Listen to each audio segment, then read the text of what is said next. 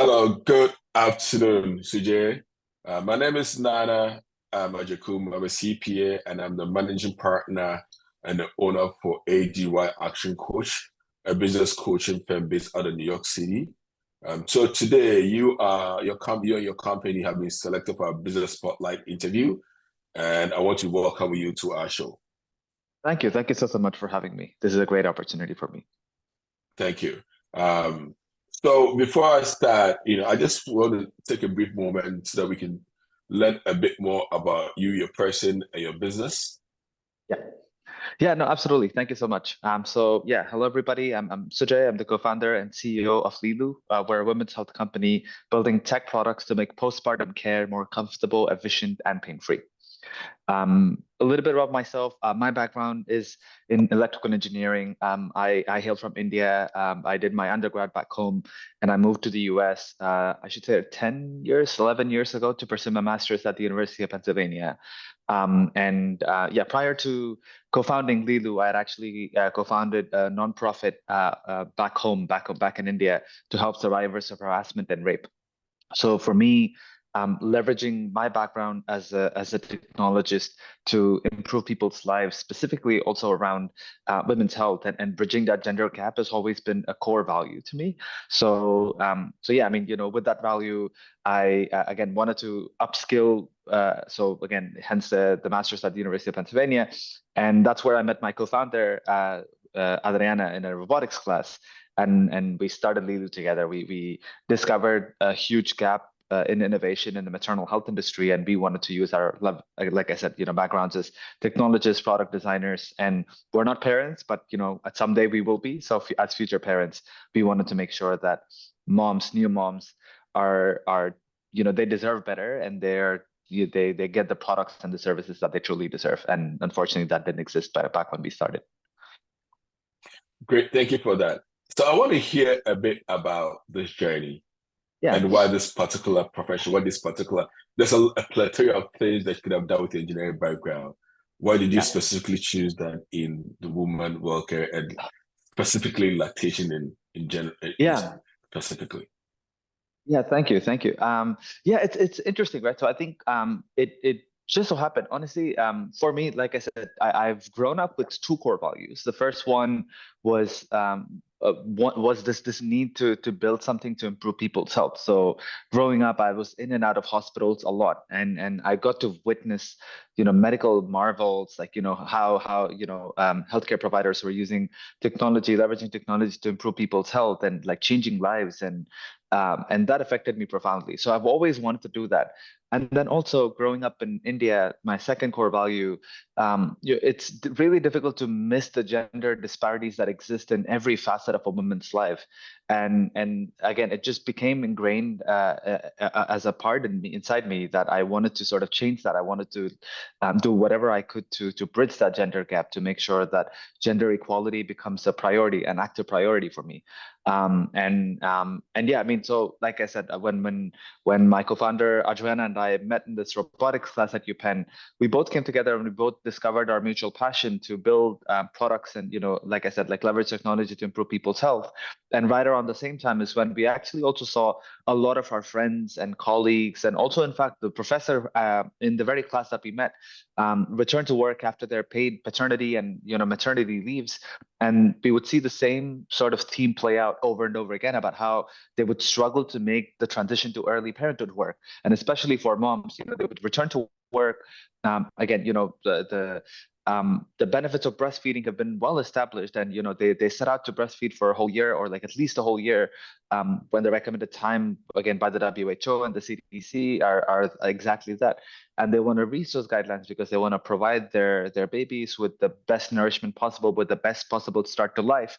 But unfortunately, the minute they return to work, they have to juggle a million things. And it would come down to this choice of, do I continue breastfeeding and providing my baby with the best possible nourishment, or do I continue with my career? And to us, like, that's not really a choice that they should have to make. And so we were just curious to understand why it's always coming down to that. And so we set out to understand why. We spoke to hundreds of moms, we surveyed moms, interviewed probably 1,000 moms. And we saw the same story play out over and over again about how technology is unfortunately let moms down, and like nothing had changed, like no innovation had come about in the space for the last 30, 40 years.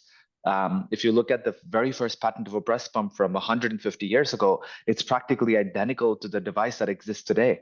And you really cannot tell that about any device. Like, look at what the cell phone was like 10 years ago, 20 years ago, and look at again, like any technology around you, look like computers, like look at what they were like 20 years ago.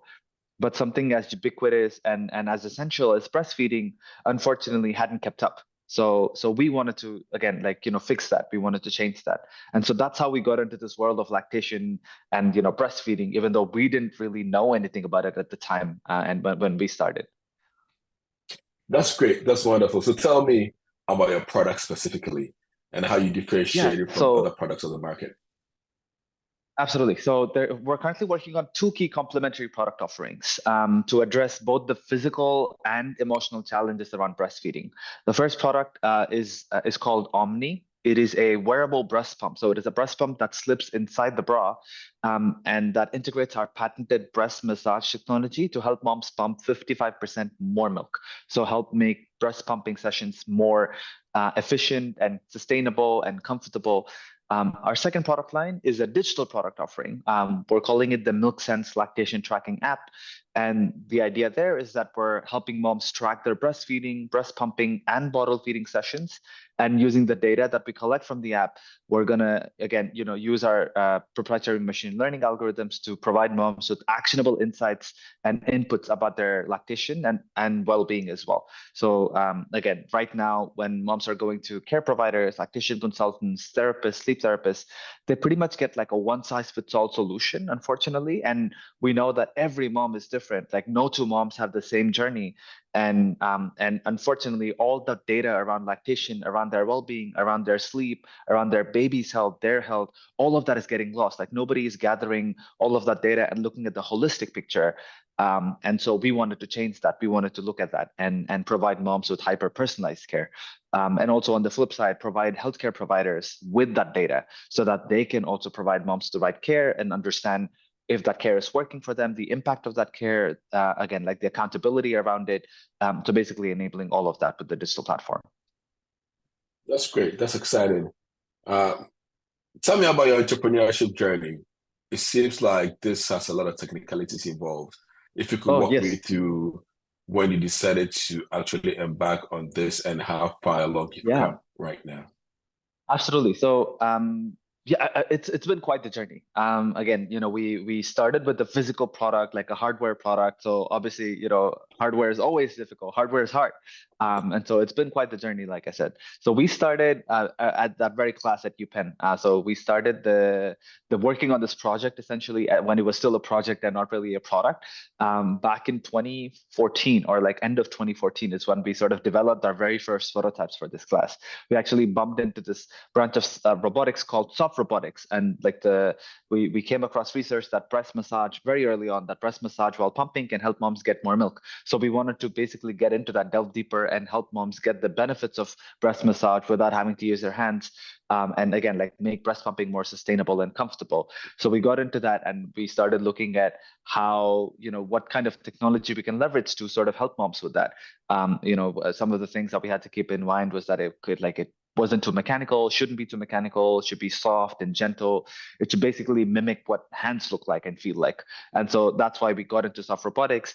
We developed our very first prototypes in that very class.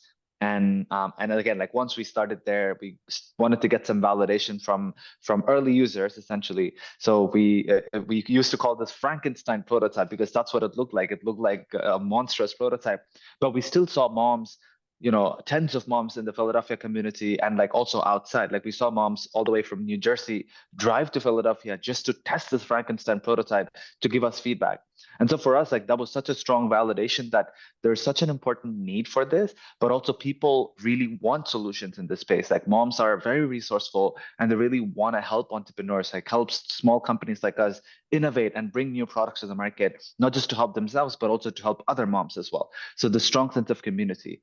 So yeah, I mean, we incorporated Lilu the day after we graduated. So we graduated May 15th, 2016, and then May 16th, 2016, we incorporated incorporated Lilu, and we got started.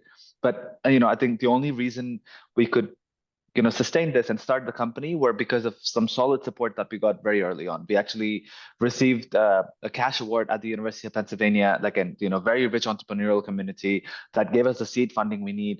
And then as soon as we graduated and started the company, we got into Y-Combinator's fellowship program, which gave us again the mentorship and the help that we needed to sort of kickstart Lilu. And then on the product side, obviously, like I said, building a hardware product is a massive undertaking. And we were so fortunate to actually be accepted into the HAX Hardware Accelerator program in Shenzhen, China. So I think within 6 months into starting the company, we had this opportunity to actually fly down to China. And we spent, both my co-founder and I spent 2 years on the ground in Shenzhen, China, working on accelerating our product development, like making sure that we could bring this product to the market very quickly. And so, yeah, I mean, a lot, like 100 iterations of the product in China, like working very closely with suppliers, manufacturers there. And we launched the product, our very like MVP version of the product, which was an accessory to the breast pump to help moms get more milk, basically. And we launched that around 2020, Q4 of 2020. And then over the last 3 years, again, we've been getting that technical validation. We've achieved some key milestones along the way. FDA Class 1 clearance. We have 2 granted patents for our massage technology. We've shipped over 2,500 units and generated over 250K in sales. We've gathered a strong network of over 300 lactation experts who know the brand, who've tried our product, who trust Lilu, and most important of all, moms who have gone from the brink of quitting breastfeeding to coming back and calling this product their breastfeeding savior. And like moms of premature babies have called this a lifesaver.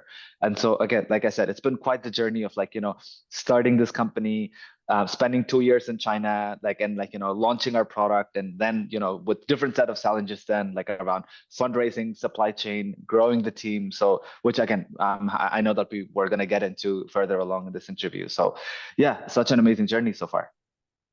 Oh, wow. So if you had to start from square one in business, what would you do differently?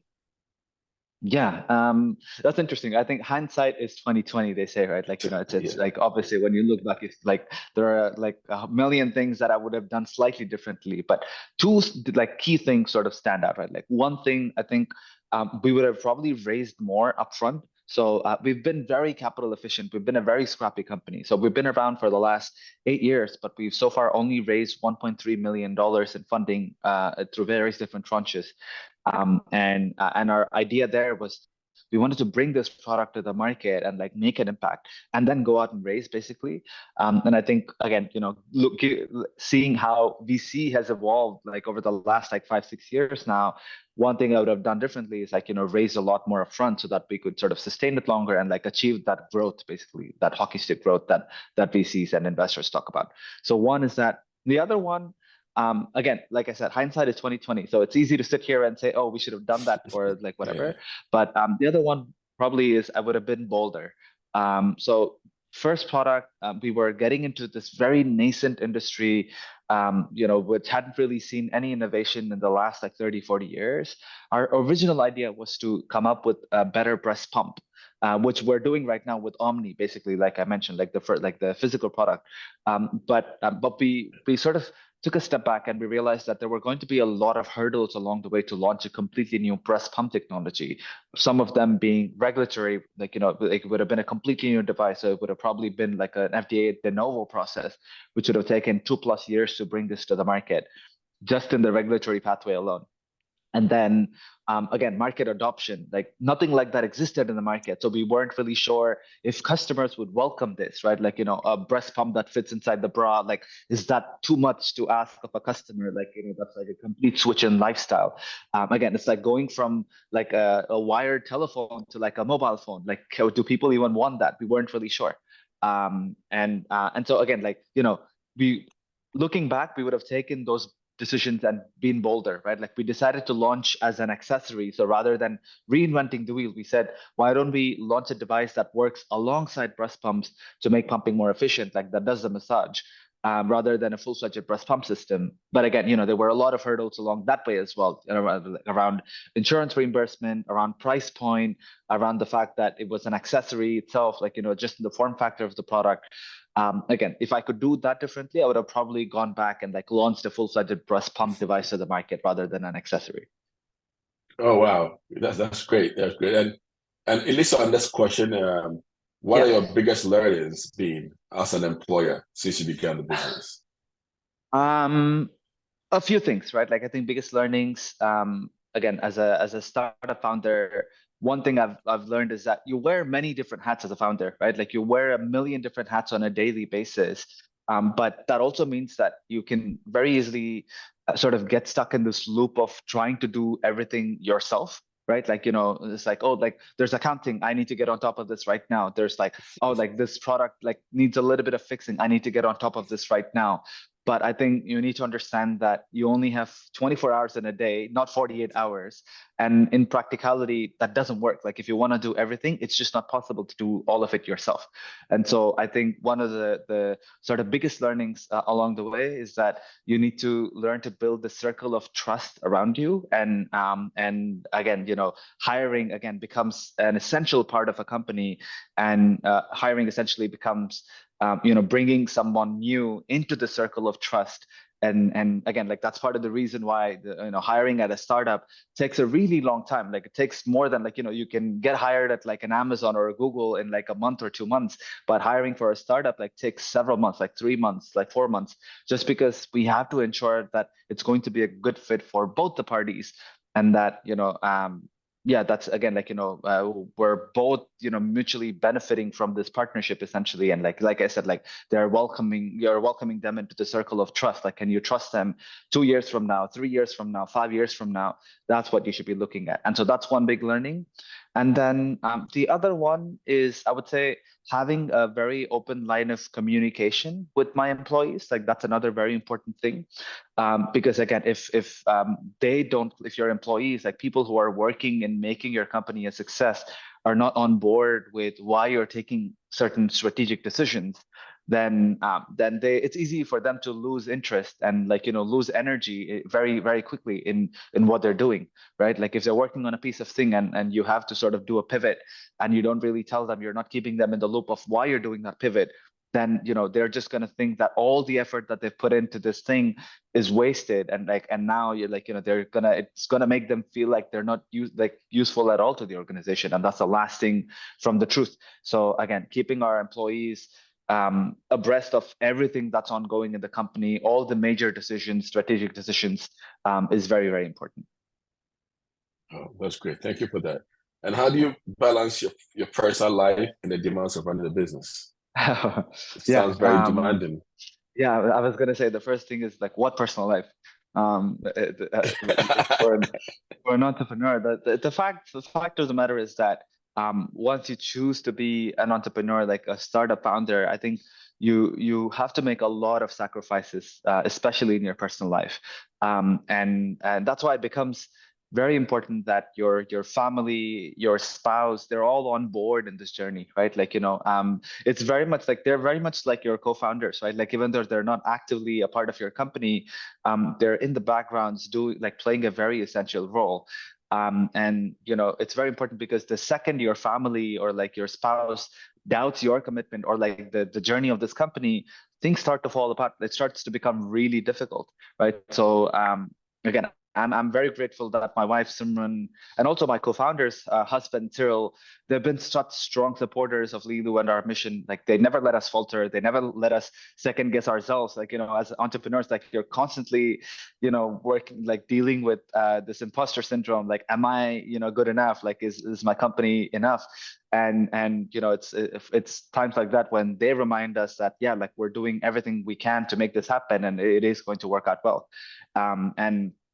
And also it's important to realize that nobody knows us better than them, right? Like they know us, they know when to leave us alone, they know when we need a hug, and like when we need to take a 5 minute break, a 10 minute break from work. So it's very important to learn to trust them, and trust that even when you're not around at home, things are in the right place, like, they've got this sort of, right? And so, yeah, like I said, I want to reiterate that I'm super grateful for my wife, my father, my late mother, and also my co-founder's spouse as well, Cyril. And also my co-founder, honestly, like, because who's like there again, my co-founder is also practically family to me as well. So again, personal life, very, very important. But unfortunately, like, once you're a startup founder, your company becomes your baby. It just takes a higher priority over other things. It's just the truth of things, honestly. Yeah, so the key point is you definitely need to get a buy-in of your family before you embark on Absolutely. the journey. So 100%. have you seen it getting better over the years in terms of the commitment level and balance your personal life with your entrepreneurial life?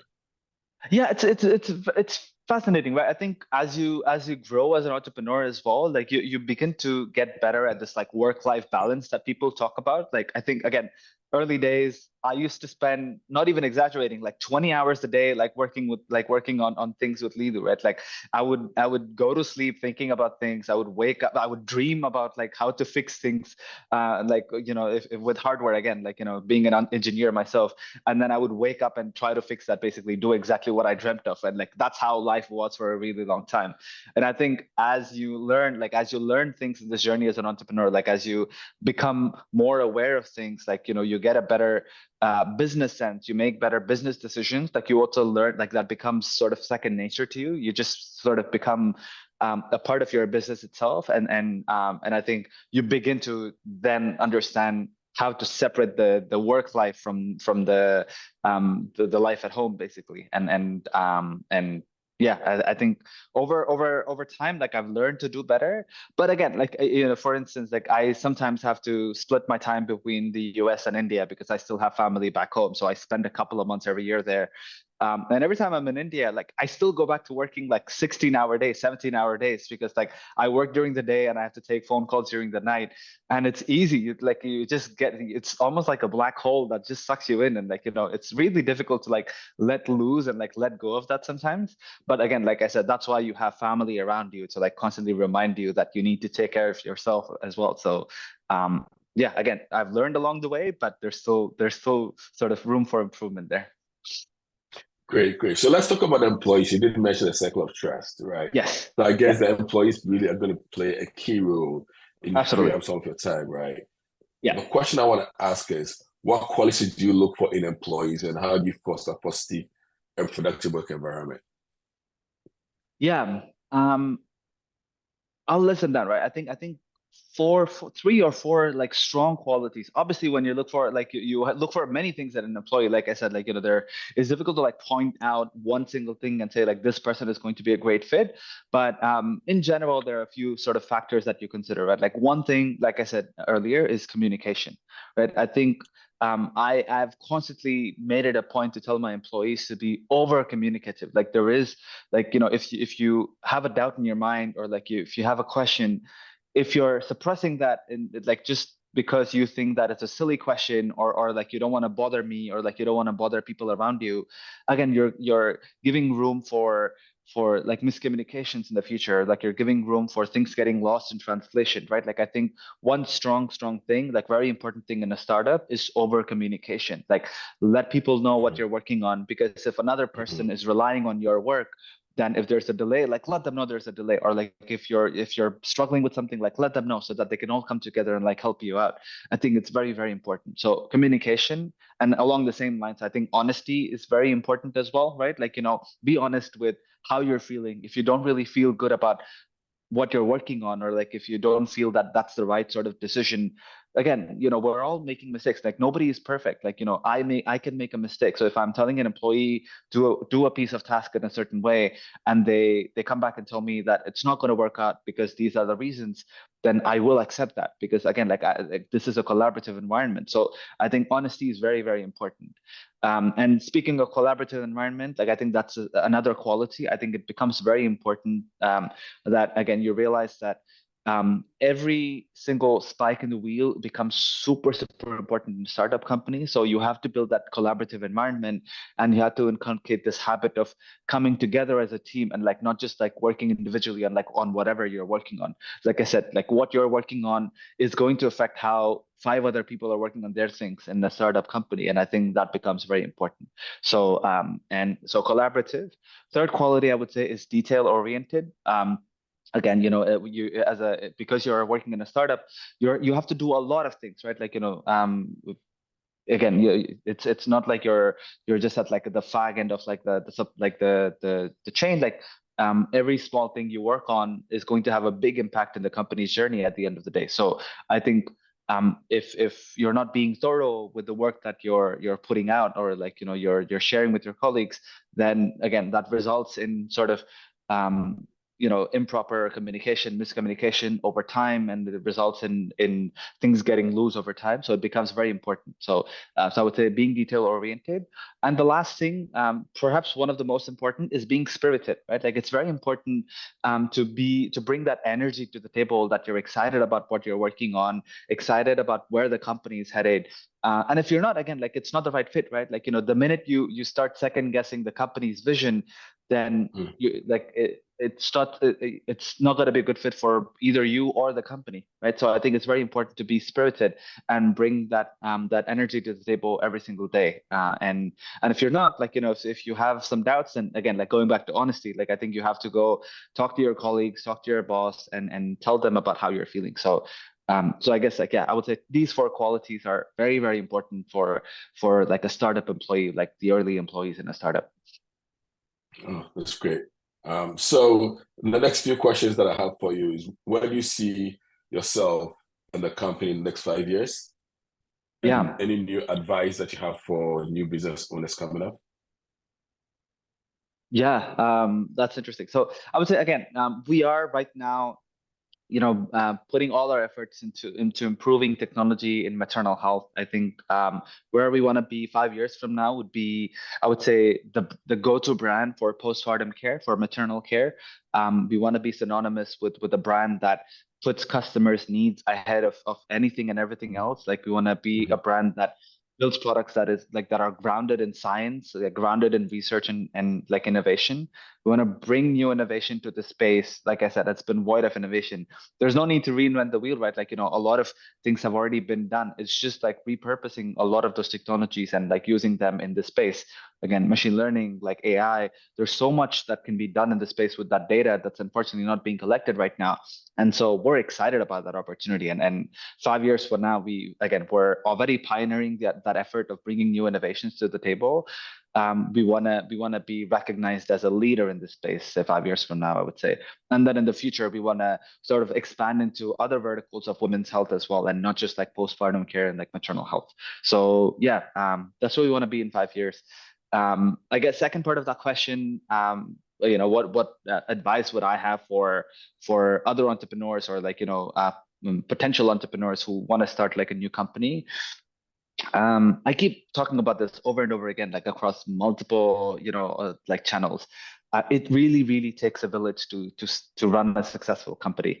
It's really very, very important and like almost essential to surround yourself with the right mentors, with the right investors, with the right employees.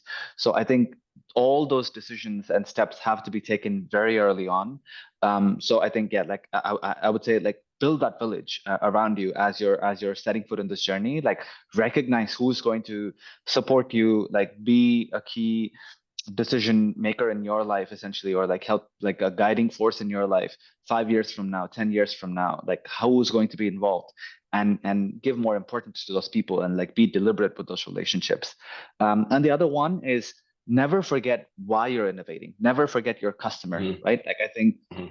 no matter who your customer is, like, it can be like, if you're a D2C company, it's like the end person. For us, it's like mothers, but it can be anybody, right? It can be other businesses. If you're a B2B company, it can, like, if you're providing like a SaaS service, it could be anybody. Like, never forget about why you're doing what you're doing, and the impact what you're doing is going to have on people's lives, on businesses' Mhm. lives. At the end of the day, what you're putting out is going to make the world a better place. So never lose Mhm. track of that, and just be motivated to do that time, day in, day out. and wake up with that confidence that what you're doing truly makes a real difference to people's lives. That's great. The last question I have for you. So how do people find your company and you? Where did it go? Yeah, thank you so much. So yeah, so people can find us on our website, wearlilu.com. That's wearlilu.com. They can also find us on social media. We're very active on Instagram, Facebook, LinkedIn. Again, the handle is wearlilu. That's wearlilu. And yeah, I mean, I'm also happy to share my contact information here as well, like maybe a part of like footnotes. And yeah, if you ever have any questions for me, please feel free to reach out to me and my team. We always want to hear from moms, like new moms, about their experience, their journey, about how we can put better products out there. Yeah, honestly, like this has been an incredible opportunity, and I'm super grateful for you, Nana. All right. Thank you very much. Thank you very much for coming on the Business Spotlight interview. Definitely a great interview. Definitely a great innovation. I'm really looking forward to following you and your company in the near future. And I Thank appreciate you. your time. Thank you Take so care, much. CJ.